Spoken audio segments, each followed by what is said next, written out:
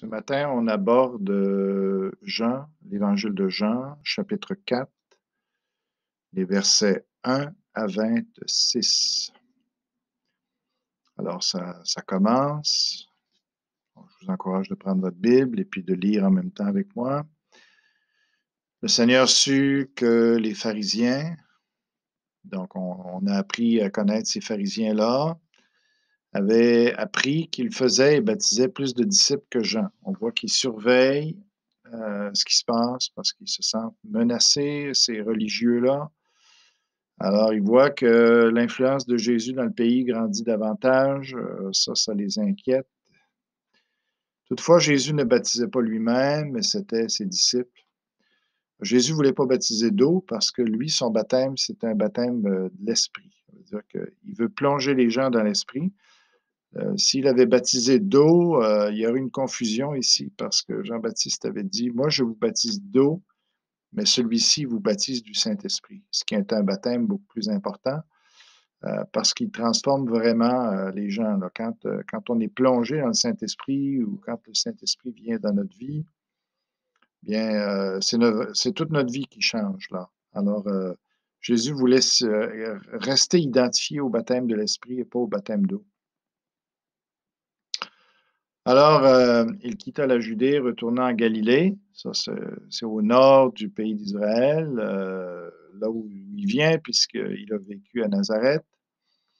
Comme il fallait qu'il passe par la Samarie, ça, c'est un territoire qui est entre la Judée et Galilée. C'est un territoire de la Samarie qui est mêlé, à cause de l'histoire, entre juifs et non-juifs, des mélangés, finalement, des métissés. Et les Juifs de la Judée, particulièrement, détestaient les gens de Samarie. Ils ne seraient même pas passés par là, eux autres, ils faisaient le tour. Mais Jésus, lui, comme il est venu pour sauver tous les hommes, eh bien, il passe au travers de ce territoire-là. C'est plus court, d'ailleurs, mais c'est en plus, il a des gens à sauver parmi les Samaritains aussi. On va le voir avec cette femme. Alors, comme il fallait qu'il passe par la Samarie, son obligation, c'était de rencontrer cette femme-là. Il arriva dans une ville de Samarie nommée Sichar, qui est la capitale, Sichem dans l'Ancien Testament, près du champ de Jacob, que Jacob avait donné à Joseph, son fils. Donc, il faut connaître l'histoire un peu d'Israël. Et puis, bon, Jacob, c'est le père de 12 enfants qui vont devenir finalement les 12 chefs des 12 tribus d'Israël. Donc, Joseph, ici, un de ses fils, hérite d'un champ dans ce territoire-là. Là se trouvait le puits de Jacob, donc le puits où lui-même abreuvait ses brebis. Jésus, fatigué du voyage, était assis au bord du puits. Il n'y avait rien pour puiser, donc il était pris, il ne pouvait pas lui-même puiser de l'eau. C'est environ la 6e heure, ça veut dire midi, donc très chaud. Normalement, il n'y a personne qui puise à cette heure-là parce que c'est trop chaud. Mais la femme qui va venir, on comprend qu'elle vient parce qu'elle ne veut pas être avec les autres femmes. Donc, une femme de Samarie vint puiser de l'eau. Vous allez comprendre pourquoi. Jésus lui dit, donne-moi à boire. Alors, Jésus veut entrer en relation avec elle, veut l'emmener sur le terrain de la véritable eau. Alors, il lui demande, peux-tu me donner à boire? Mais c'est un prétexte, finalement. Car ses disciples étaient allés à la ville pour acheter des vivres. Normalement, c'est les disciples qui auraient dû s'occuper de puiser cette eau-là, puis de transporter l'équipement pour le faire. La femme samaritaine lui dit, comment toi qui es juif me demandes-tu à boire, à moi qui suis une femme samaritaine? Parce qu'il n'y avait aucun contact entre les Samaritains et les Juifs, surtout les Juifs de la Judée. Les Juifs, en effet, n'ont pas de relation avec les Samaritains à cause de la haine. Jésus lui répondit, si tu connaissais le don de Dieu et celui qui te dit, donne-moi à boire, tu lui aurais toi-même demandé à boire et il t'aurait donné de l'eau vive. Jésus parle du Saint-Esprit ici, du pardon, il parle de ce que le Saint-Esprit fait dans la vie des gens. Il nous désaltère, il nous donne la paix, il nous donne la joie, il fait qu'on se sent bien, qu'on se sent en paix par rapport à l'éternité, etc. Donc, c'est une eau qui a beaucoup plus de valeur que simplement l'eau physique. Seigneur, lui dit la femme, tu n'as rien pour puiser et le puits est profond. Elle pense qu'il parle d'une eau physique spéciale, une eau courante au lieu d'une eau de pluie, d'une eau d'un puits. Alors lui dit, d'où aurais-tu donc cette eau vive? Donc une eau de rivière, chose comme ça. Es-tu plus grand que notre père Jacob qui nous a donné ce puits, qui en a bu lui-même? C'est sûr que s'il y avait eu une rivière à côté, il aurait puisé dans la rivière ou dans une source vive, une source qui jaillit de la terre. Donc, s'il a dû creuser un puits, c'est parce qu'il n'y avait pas le choix d'autre chose. Alors, elle est surprise, mais il n'y a rien d'autre ici où tu peux boire de l'eau. Mais Jésus ne parlait pas de cela. Alors il dit qu'il en a bu lui-même, ainsi que ses fils et ses troupeaux. Jésus lui répondit, quiconque boit de cette eau aura encore soif, évidemment, mais celui qui boira de l'eau que je lui donnerai n'aura jamais soif, et l'eau que je lui donnerai deviendra en lui une source d'eau qui jaillira jusque dans la vie éternelle. Par le Saint-Esprit ici. Quand il entre dans la vie de quelqu'un, il ne s'en va jamais plus. Et puis tous les jours, il nous fait du bien. Tous les jours, il nous donne du repos, il nous calme, etc. La femme lui dit, Seigneur, donne-moi cette eau. Évidemment, mais elle disait, parce qu'elle était tannée de puiser, hein, c'est quand même quelque chose, puiser de l'eau comme ça. Et puis surtout qu'elle ne voulait pas venir en public avec les autres femmes qui se moquaient d'elle un peu, puis qui la jugeaient. Alors la femme lui dit, Seigneur, donne-moi cette eau, que je n'ai plus soif et que je ne vienne plus puiser ici. Donc elle a encore l'idée, bon, il a de la bonne eau, mais elle ne comprenait pas. Alors Jésus va l'aider à comprendre en réalisant que c'est spirituel.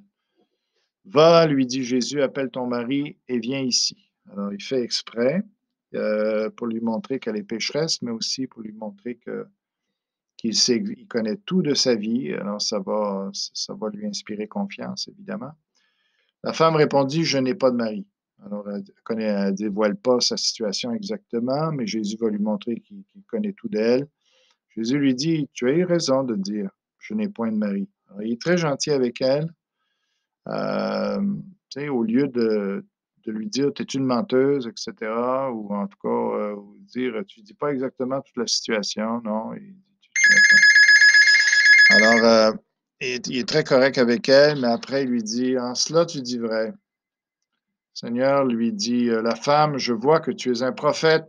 C'est ça que Jésus voulait qu'elle voie, que, que, finalement, il connaissait sa vie. Et puis, donc, alors il dit, nos pères ont adoré sur cette montagne et vous dites, vous, que le lieu où il faut adorer est à Jérusalem. Alors, les Samaritains adoraient sur le mont Garizim, là, et puis, tandis que les Juifs adoraient sur la montagne de Jérusalem.